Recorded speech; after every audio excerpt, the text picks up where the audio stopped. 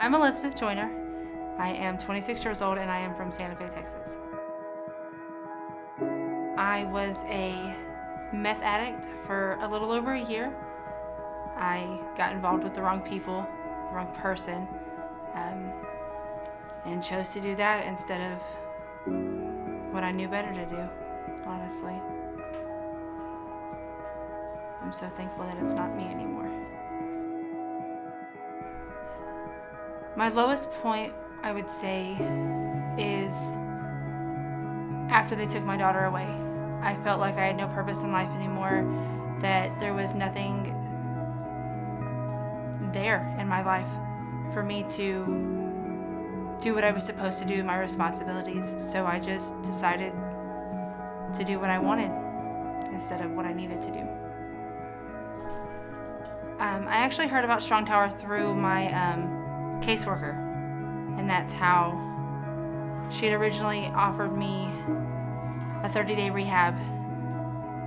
And I went there and it didn't do anything for me. As soon as I got out, I just relapsed again. I've had a lot of breakthrough. I no longer deal with the suicidal thoughts that I did. I no longer have conviction in my heart of not being a good mother, because in this place I found out that I'm doing this not only to better my relationship with the Lord, to better myself, but to be the woman and the mom that my daughter needs and my son needs to look up to as they grow up. I never thought I would be this close to the Lord.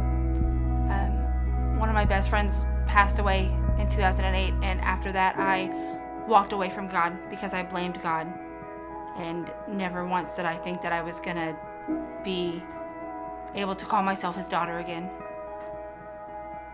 The awesome thing to this program is that I've learned to put myself last, to sacrifice myself for the ones that I love and for the work of God.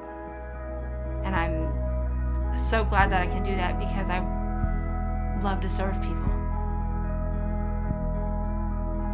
This program showed me a lot.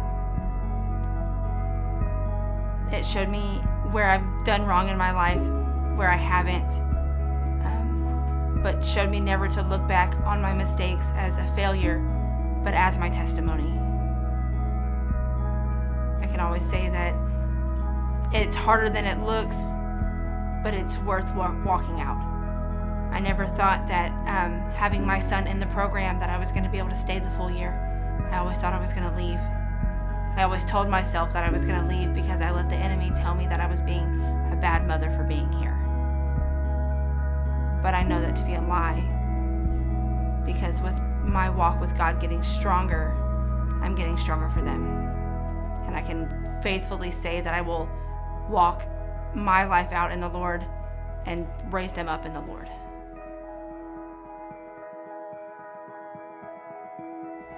I'm Alyssa Halomo.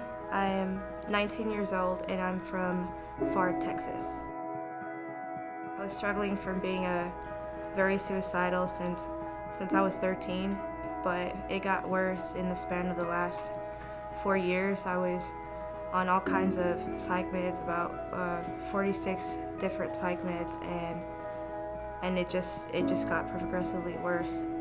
I was just ready to give up, but something in me would never let me give up.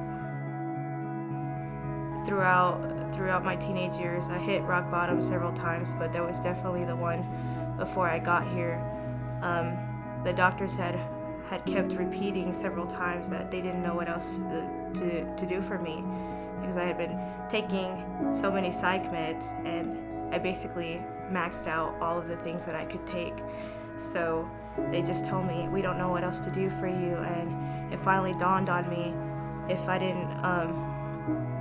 didn't fix this, if I didn't get help, then I would never be able to live a life that's worth living. There was a guide crew that went to the valley, and I'll never forget it because my mom actually saw the guys first, and so she talked to them, and she bought a cross, and they prayed with her, and she came home that day. She gave me the cross, and I had never felt so loved in my life at that moment when I saw it. The cross was a little bit broken on the bottom, but it was just a perfect image of me. That was ultimately the turning point. I called within the next week, and I was here about a week and a half later, I believe. I don't see myself as a failure anymore. I see myself as his child, his daughter. I love my life. I don't hate it anymore. I can actually wake up and have purpose instead of just hopelessly aiming for nothing.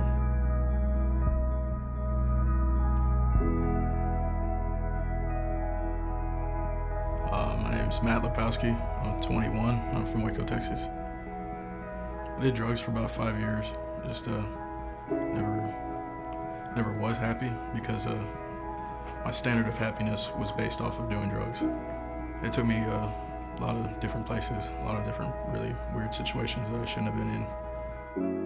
My lowest point was probably just being homeless, being on the street, and I was living in a tent and eating out of various dumpsters.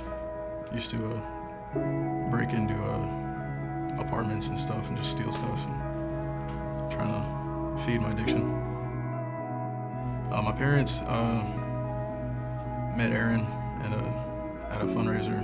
They gave him a card, and they came to my campsite where I was staying, and they gave me the card. And about 8 months later, I decided I needed help because things were getting real bad. I was always raised in church, but I never really had a living relationship with God. I know that there is a standard that I'm supposed to live to live right, you know? And before I just didn't have any direction at all. I've got my mind right for the first time in a long time. I'm not just all jacked up in the head like I used to be. I never thought I'd be happy again, really. I haven't really accomplished a lot of things in my life. I've tried to accomplish a lot, but I failed at everything. I've finally accomplished one thing at least. I'm just grateful that I'm not where I used to be. Now I'm in a place where I can actually make something out of myself instead of just do my own thing. Because without Jesus, I'm basically less than human.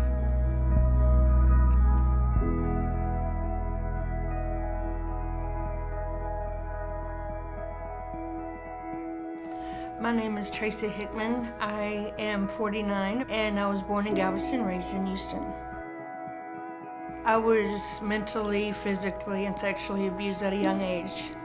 And eventually I turned to drugs and alcohol. I just was looking for some sort of comfort, some sort of way to make me feel numb. It just turned my life upside down. I alienated all my family, my friends, and I was truly alone.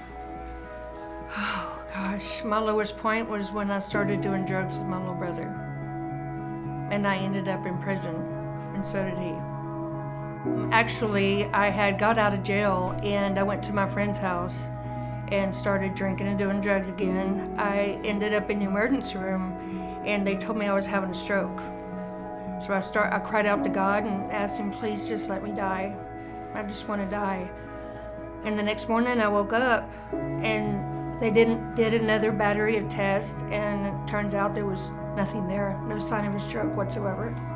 And I called a women's home and they gave me Strong Tower's number. And I realized with the help of Strong Tower that it wasn't the love of man I was searching for, it was the love of God, and he was there all along. I was able to recognize that I could forgive my abusers and that life is beautiful, it's not bad. I just want to thank Strong Tower for helping me realize that God's always been there for me, and I have help, and there is help out there. And thanks to them, my life is beautiful again, and I'm excited for the future.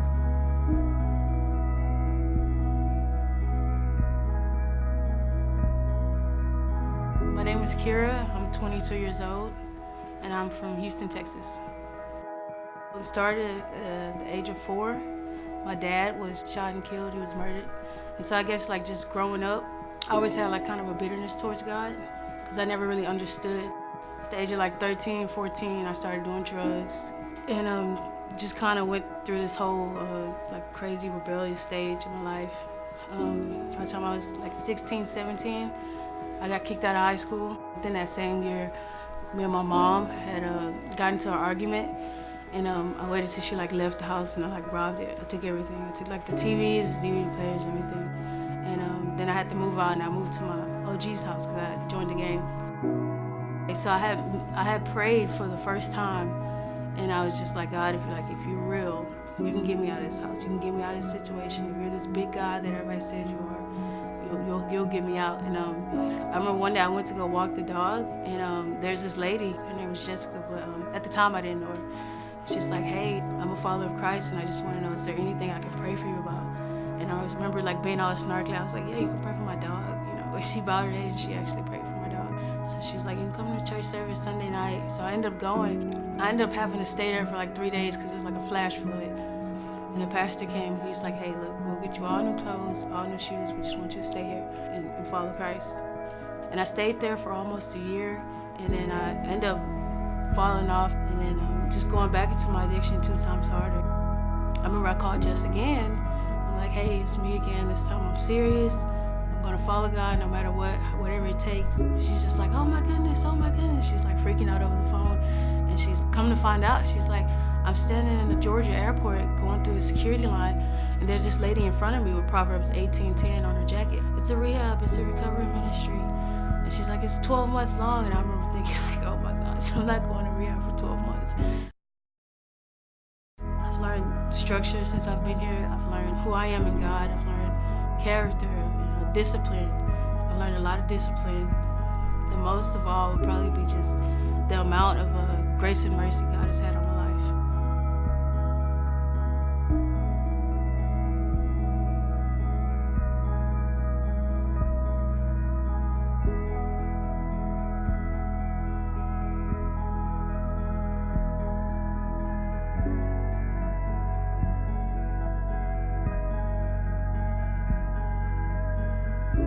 And I am the one. I am the one.